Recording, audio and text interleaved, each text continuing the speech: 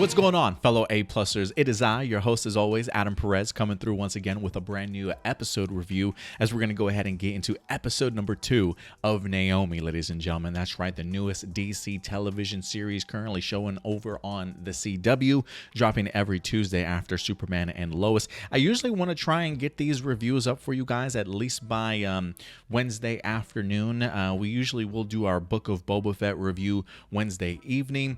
Worst case scenario, if my Tuesdays do get a little bit busy, if anything, these probably will be dropping on Thursday for you guys. So keep an eye out, either Wednesday afternoon or Thursday morning for you guys. So either of those days is when we'll certainly be dropping Naomi. But I'm kind of curious to know how you guys have thought about the season so far. What did you think about last week's episode? What did you think about this week's episode? Because remember, guys, at the end of the day, these are just simply my A-plus opinions, but I really want to know yours. What do you guys think so far about how this particular season is going? And honestly, when it comes to episode number 2, I'm actually continuing to enjoy the series a little bit more and more. Like I don't want to say I was hesitant. I thought the first episode was okay in regards to laying down the groundwork. I thought the idea of intrigue and mystery behind things really kind of pulled me into the series a little bit, makes me warrant wanting to stick around a few episodes to see how it goes.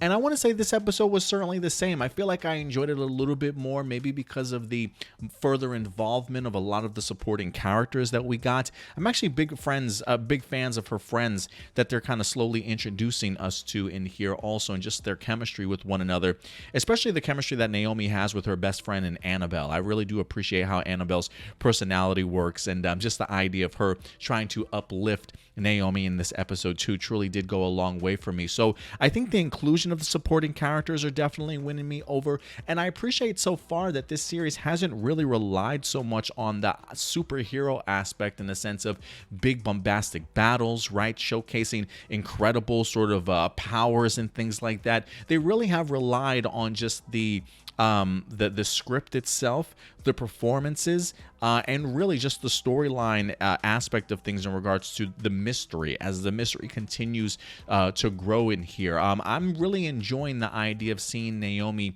try to discover her past a little bit, being sort of a sleuth, a little bit of a detective, trying to figure out her origins, what truly happened back on March 14th, right?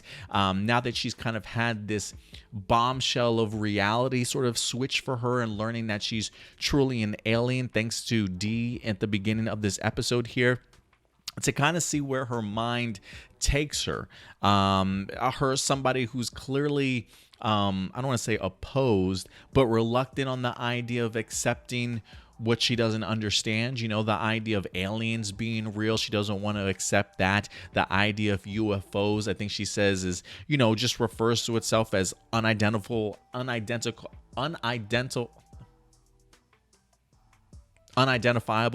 flying objects sort of thing.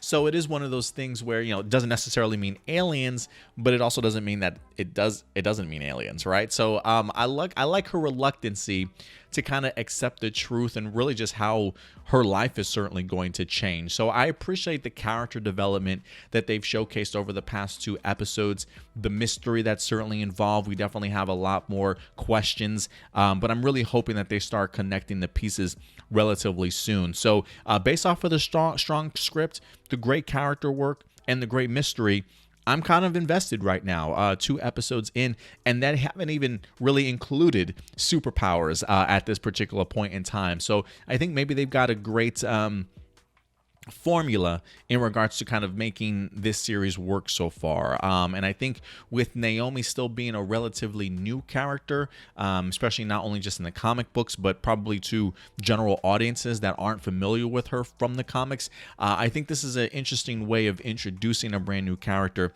and really allowing her to form and really build something of her own. So when like Ava DuVernay mentions the idea that there's not going to be any crossovers in season 1, I can definitely understand understand that because of the fact that we pretty much have Naomi discovering who she is the same time that the viewer certainly is going into it. So I've appreciated these 2 episodes. They haven't blown me away, you know what I mean? But they definitely, storyline wise and script wise, are strong enough to definitely have me coming back for more. And so in this episode, we do see Naomi learning the truth.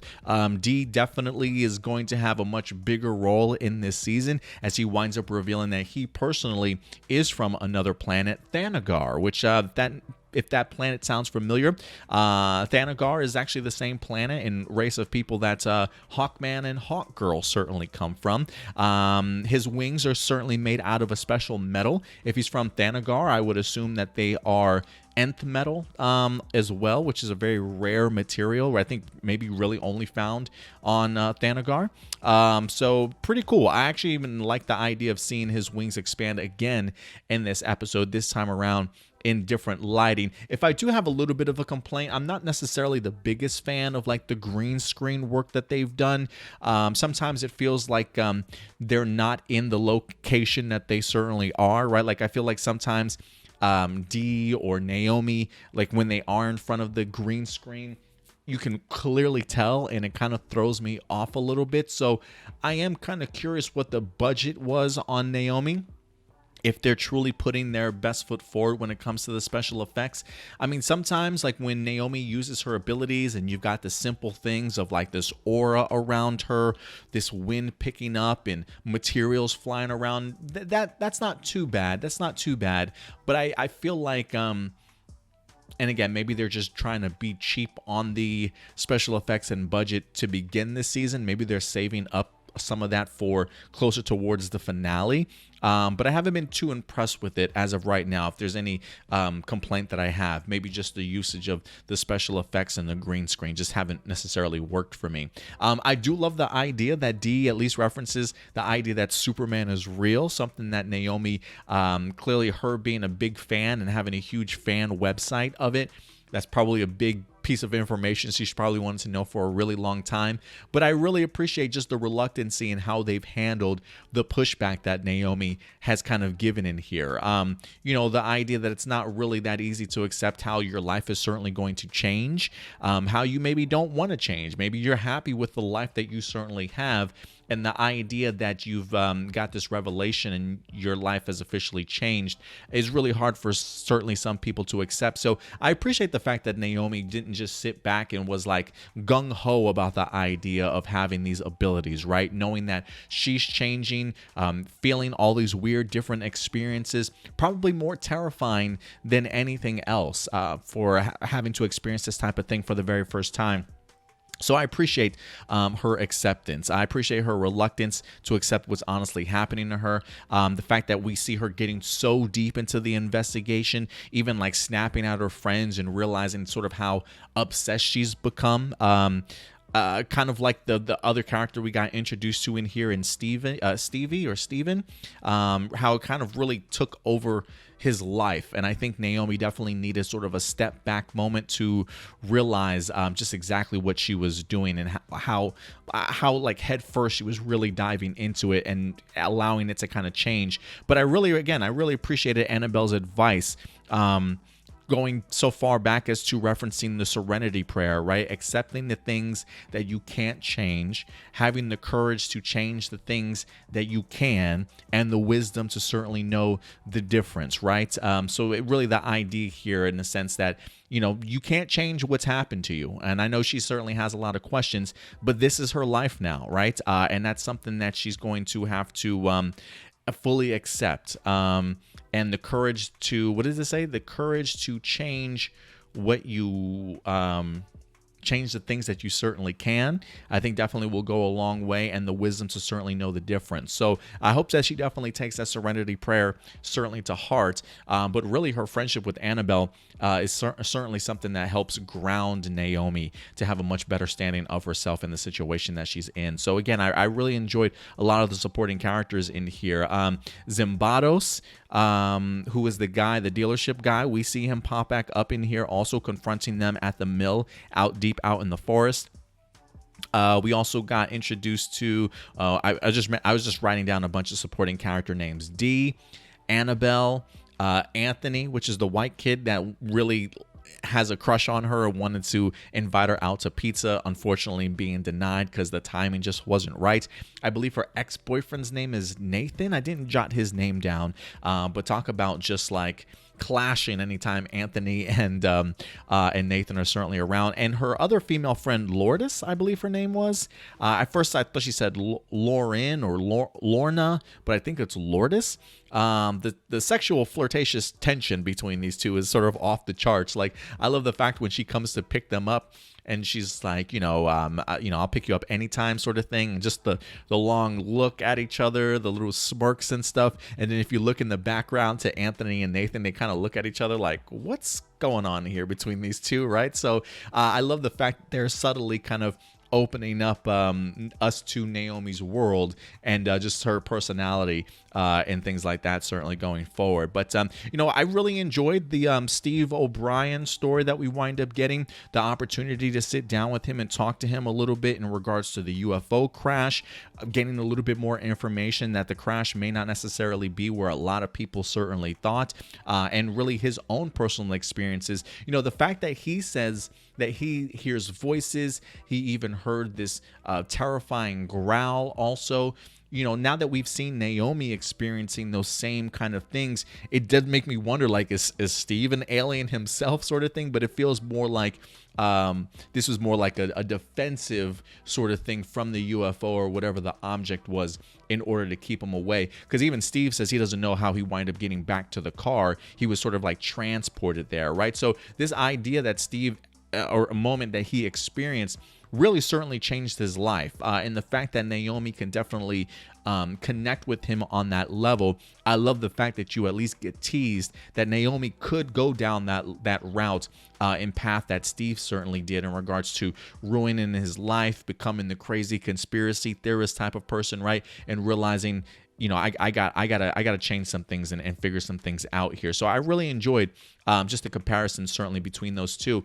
And then last but not least, just a quick honorable mention in here to the Mcduffies. The fact that we get Naomi in here really trying to grasp her own life, asking a bunch of questions. What type of crash were my parents in? Where did it certainly take place? And the fact that her adoption was very much kind of a closed case, kind of very secretive, if you will. To me, it feels like I'm still trying to wrap my head around what do they know and what do they not know. Like, there are moments that, like, look, the fact that Mcduffie, the father, is part of the military, already suspect to me. Like, already suspect. Now, whether or not he's got good intentions or bad, there are moments when he's even talking to his general or the person in charge where he really doesn't feel like he knows what's going on around him, right? The idea that the general comes up to him with a piece of Superman's cape, talking about that it's a material, unknown to anybody. He's realizing that aliens are real for the very first time in here, also with the information that he's given him and the access that's now sort of provided to him. So it feels like Mcduffie, at least the father, is kind of going along with things, learning things as he goes along.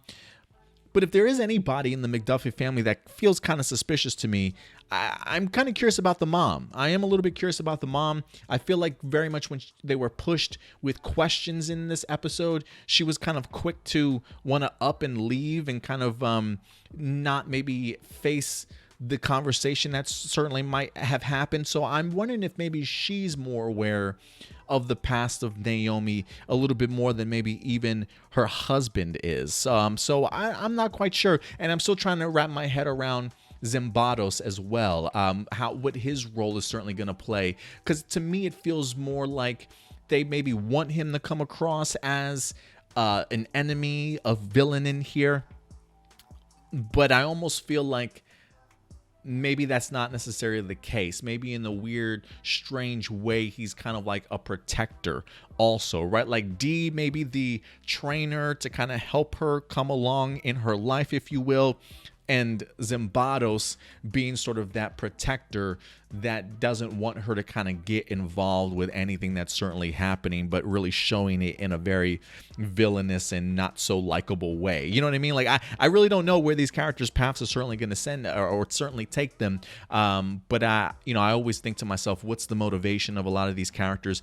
And I'm really interested to see exactly how this winds up playing itself out. So they got me hooked in. They got me hooked in, if not anything, for just to see what Naomi's life and how it's certainly going to change and the mystery behind it. And I'm actually a really big fan of some of the performances in here. Again, the supporting characters and even Kaci Walfall herself that plays Naomi. I'm actually a really big fan of how she's portraying the Naomi character and just some of her reactions and things like that in this her performance in general so far for this series. So overall, I'm definitely on board. I'm kind of curious to know what you guys think, though. 2 episodes in, we're learning more about Naomi, learning more about what's real, what's not. A lot of still questions, right? They even have the moment where you get to see all the, I don't want to say hieroglyphs, but all the different alien writing on the wall matching up with the disc that you wind up discovering in the previous episode too. So all the pieces are coming together, but I do wonder, how do you guys feel about this particular series? Is it a little bit too slow paced? Are you hoping for more sort of superhero action? Are you enjoying sort of the mystery surrounding Naomi and her sort of learning things as the viewer certainly learns them at the same time? I definitely want to know how you guys appreciate how they're executing the storyline this season. But other than that, guys, that's definitely going to go ahead and do it for us. We definitely will be back with another review for Naomi next week. So until then, do me a big favor, as always, guys, take care of yourselves, take care of each other, and keep it A+. I'll talk to you guys later. Bye.